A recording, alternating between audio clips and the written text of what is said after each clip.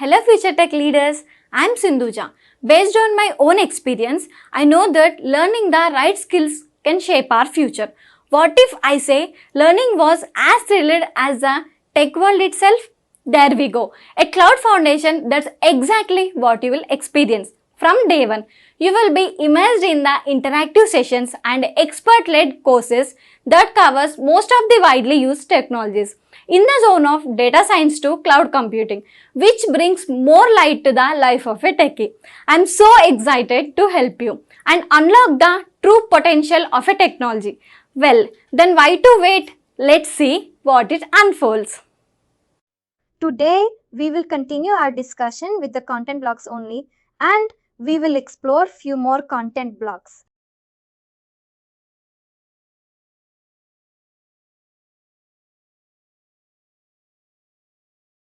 Let's move to this folder, and then here we will be creating all the blocks. Click on the Create button, and then we'll go to button, Content block. Here we are going to create one button. Let's say if you want to add one button, it could be Buy Now, or it could be Learn More, whatever it could be. Let's say it is Buy Now button. We don't need to write the HTML for it.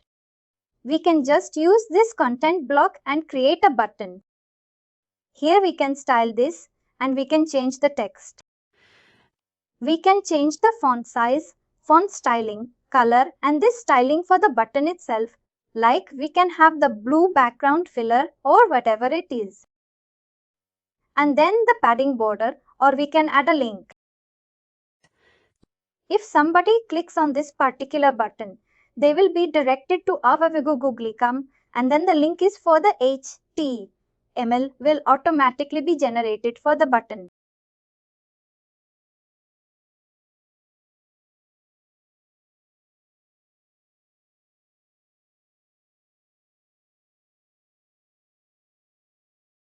Whatever changes that we make over here, they will appear over here as well.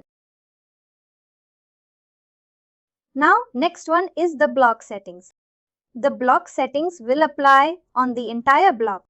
We can have the background color on the entire block.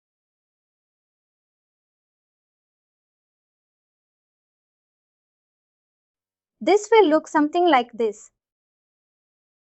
I'll remove the background for now.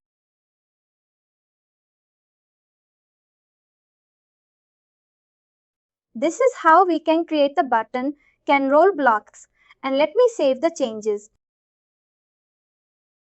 Text.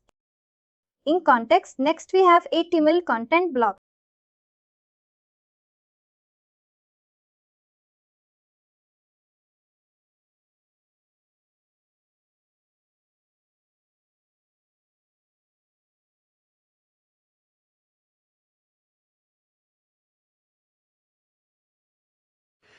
Here we can see that it has only two tabs, right? One is the filter and then another one is the block settings. Here we do not have the HTML tablet because we are writing the HTML itself. The front end tab is nothing but the HTML top. When we are writing the HTML, it will not generate the corresponding HTML. It doesn't make any sense that we have only two tabs. We can write the HTML code here. Or if we have the HTML file saved in our account, we can browse the file and we can upload the file here as well. Let's say File HTML and click on Save button. Whatever the HTML code that we have with us, it will basically populates on the same. If somebody simulates the HTML, if we already have the HTML available with us, we can either write it or we can just browse and fetch the HTML code here in the content block and then the similar to each and every current block.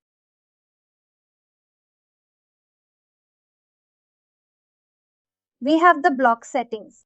We can have the background color, border, margin, padding, and then forth. Let me see the changes.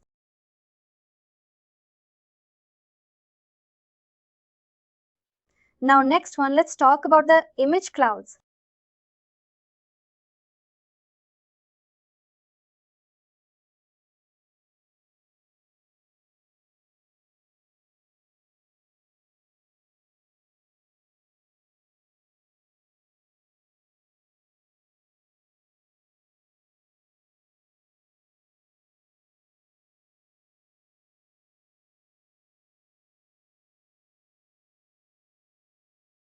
I think we talked about the image now and then. Image clouds is the external version of the image command block. Here we can have multiple images in a single frame. In the same frame, we can have multiple images. You must have seen whenever we go to any website and we have this scrolling images, we have this moving images, right? That happens with the image car. We can insert multiple images. Let me do that. Let's see our first images.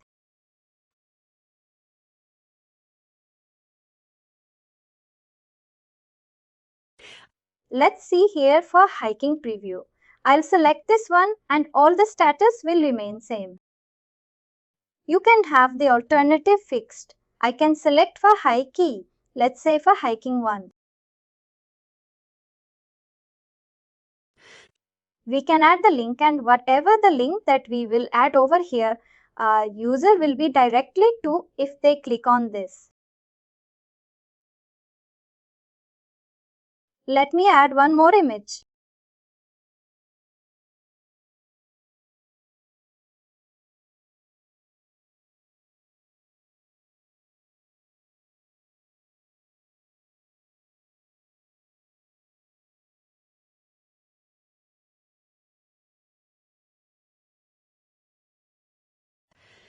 Now we have two different images in a single content block, and they will be stored like.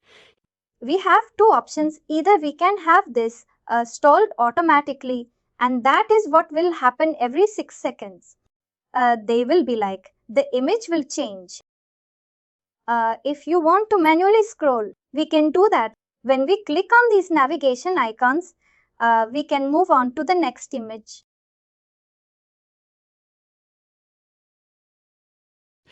We'll keep it automatic for now, and we can also show in the height and width of the images, and then the same styling options that we have: border width, image padding, alignment, and these things. And then next we have the block settings. In the block settings, we have the border space, margin, background, and these things.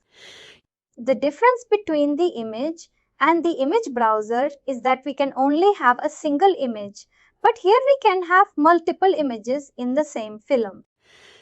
If you want to show, you must have seen. Whenever we go to browse, whenever we go to any product page, any e-commerce website, we have some couple of images in a single frame. If you are talking about a smartphone, it has a front image. You know, back image, side images, and all these images, right? We generally, encounter image per option in our day-to-day life.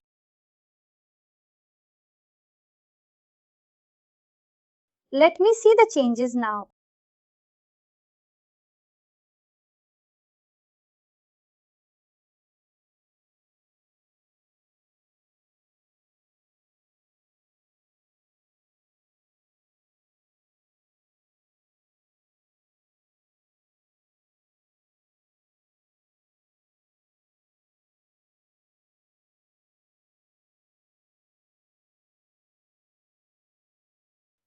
Image. Let's talk about the core snippet. Here we have only just one block. I don't want that is coming, which will not have the like block settings. We cannot style the block, and also we don't have the STL. What we do, we write the HTML over here, and generally, basically the code snippet block was stated to write the code over here.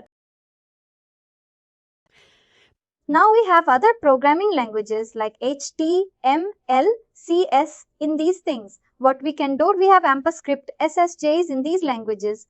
We can write these languages over here. Now, what is the benefit of choosing for the snippet over HTML content and block is that it doesn't take the extra space since we do not have any styling option over here. Or generally, it is used to run the for in the backend. If you want to display something on the UI, on the email message, then we will go ahead with the HTML content block. Otherwise, we will go ahead with the code snippet. If we have a requirement where we don't want to show anything on the UI on the email message, but we want this code to be executed in the back end.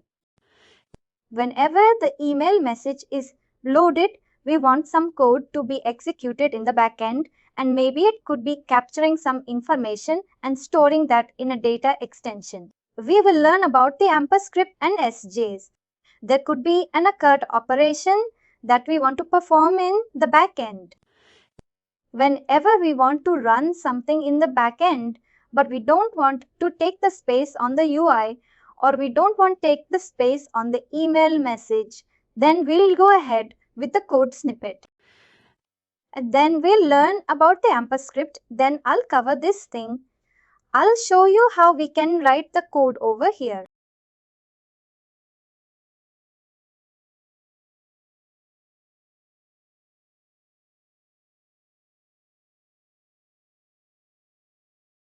Let's talk about the A/B test now. When we were discussing about the A/B test email send, then you know South field. We have 6 different types of the test types, right? One was the email, subject line pre-Hager's programming, and there was one test type that was a content type or content area. Let we go to the testing content area.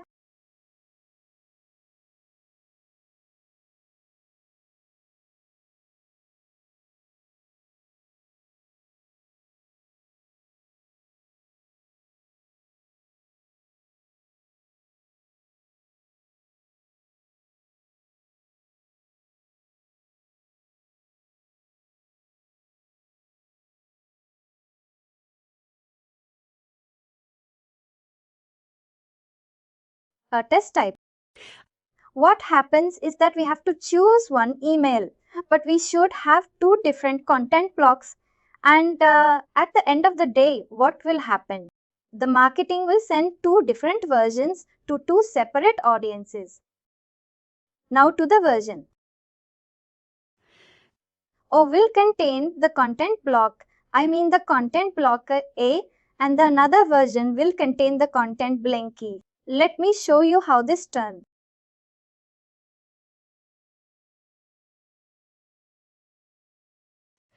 Let's say we have one email message, and in that email message, we are confused with 2 different content members. I should have word with this content block or the another content block. It could be, 2 different text blocks. In the first text content block, we have different content. Or maybe in another text box, we have different content. I mean, we are just talking about the description of the product, and in another text block, we are talking about the features, and in another, we are just talking about giving the description. This product is that, and something like this. We are not sure that which content block we should go ahead with. What we'll do?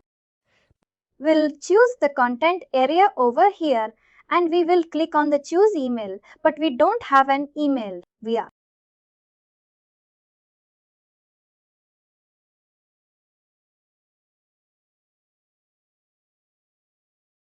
It says no data found because we don't have an email in which this A/B test content block is configured. Let me show you real quick. We have this email, right? HTML email. But let me do one thing.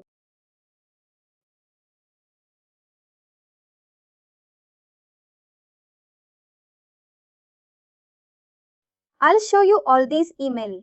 Like, how do we create the email message in a while? For now, I just wanted to show you that how this thing works. Let me choose one email message.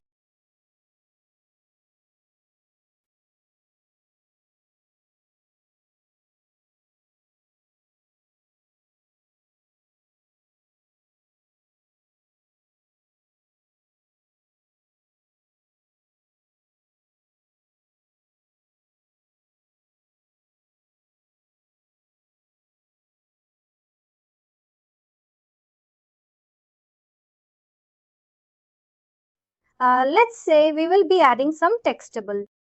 Let's see, we have this email message and what we want to do. That we want to test that. You know which content block should we go ahead with? Since this email message does not contain the content blocker of a B type, right? Let me save this.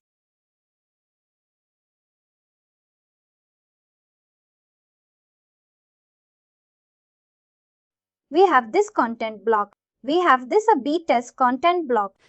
Now we do not have this B test content block in this particular email. We cannot choose this email here in a bit, just right. What we need to do is let me write this. First of all, we have to configure.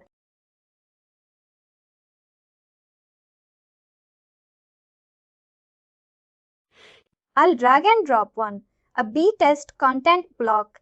Either we can, create it from here or we can create it from there as well.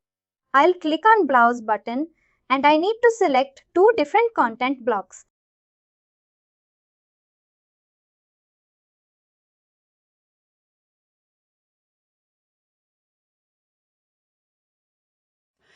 The content would be, let's say, this text content block. Or just for the sake of demo, what I'm doing is that I'm selecting any other content block. Let's say HTML content block.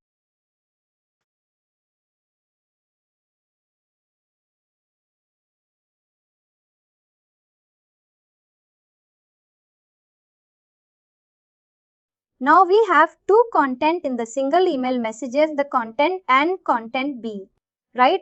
But both the content will not be shared with the or will be like both. The content will not be included in the single email message. What will happen? Let me save the changes over here. Let me go over here.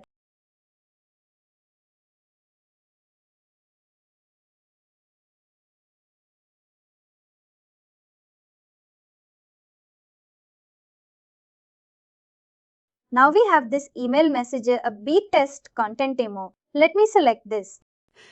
And now what it is saying is that it has created two different versions of the same email message. The version A contains the content area A and the version B contains the content area B. Now when we'll move on to the next step, that is recipients, and we will choose the test audience. Let's say we have 100 subscribers and we select that 50 subscribers should receive the email with content A and 50 subscribers should receive the email with content area B. And based on the engagement ratio, like which email, this has the more open right and the click rate, and we will go ahead with that particular content area. This is how we can use this a B test content block. If you want to use that, if you want to test two different content areas using the B testing method, then we can create the content block from here, and then we can include that in the email message.